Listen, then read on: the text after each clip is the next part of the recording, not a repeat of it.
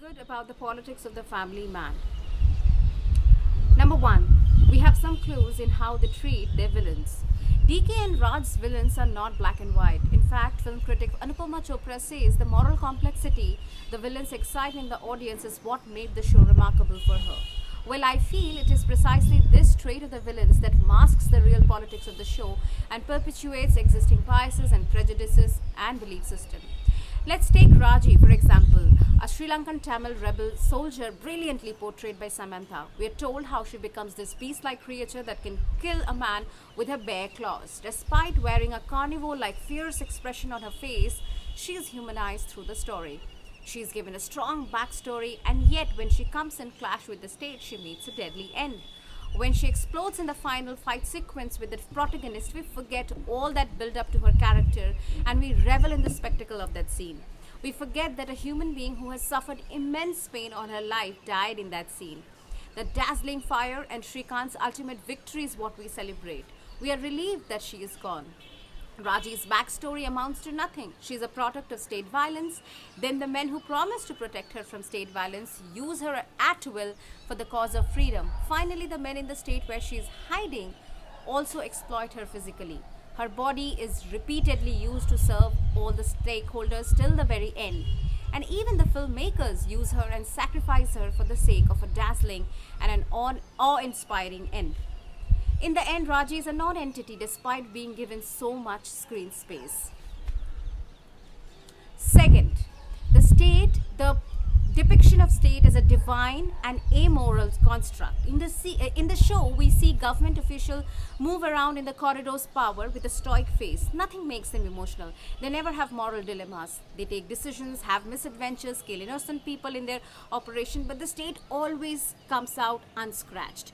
Its conscience is always clean. They have a tough job to do. It's as if they're outside the ambit of karma, the cycle of cause and effect, almost like God. In the Family Man universe, the state is a divine entity. It's the ultimate realm of benevolence and protection. It doesn't have to carry the burden of morality because whatever it does is inherently good. It is untouched by evil. Now we come to the third point. Just because the state can dispense with morality doesn't mean no one has to carry that cross around their neck. We find an insignificant, powerless, loyal servant of the state to bear the burden of morality. We see Shrikant Tiwari, a task agent, grapple with issues of morality. He asks himself questions like, I no more know who is right and who is wrong, if I am on the side of good or evil. And yet, his moral struggles never quite force him to disidentify with his job. He's identified with his job as a savior of his country. He's so identified that he loses sight of the fact that he's a mere pawn in the larger game of geopolitics. Tiwari definitely is not a minimum man as his boss accuses him of being. But he is certainly a man of minimum conscience. And that's why we love him so much. He appeals to our humanity without making us uncomfortable, without breaking status quo, without putting our allegiances to test. We have had these moments of philosophical resignation. I don't know anymore. What's the point of all this? That's the extent of Shrikant's morality too. Fourth, the choice of Basu as the Prime Minister.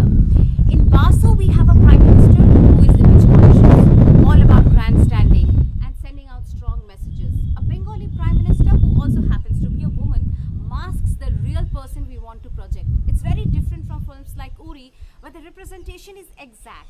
But again, this is far more an effective strategy to portray the real or to send out the real message.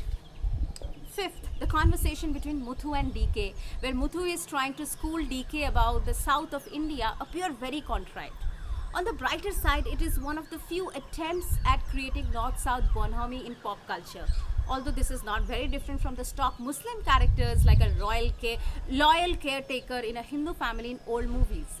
It is a shift in the plan of nation building, you see. We are not so much concerned about interreligious harmony anymore because on that front, we have only one agenda.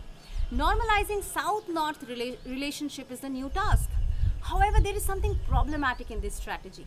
This schooling of so-called North Indians about the nuances of food, languages of the East, Northeast and South, is very strange. Somehow this need to explain our culture to the representatives of this particular landmass starting from Haryana, UP all the way to Maharashtra, which in itself is diverse, accords it the status of being mainstream India, while the rest automatically become peripheral. You will never see a South Indian character being schooled about North Indian mores and culture. Fifth, finally, the love jihad angle. The allusion to love jihad is neatly strewn into the plot, and it reveals the politics of the show to a great extent. In the last season, we saw Shrikant struggling with the killing of an innocent Muslim youth. I wondered if Kalyan, also known as Salman, the guy who woos Shrikant's daughter and later kidnaps her, would be spared a brutal fate. Maybe Shrikant would atone for his sins by rehabilitating Salman. But Shrikant doesn't have to deal with this problem at all, because his daughter does the honors of killing him in the most gruesome way. I wondered, why was this scene so important? Why did it have to be so violent? Well, here the woman is given the agency to act on her behalf after having discovered that she has fallen for an impostor. She could have never loved a Salman, and the violent act puts an end to the ambiguity of her feelings towards her kidnapper.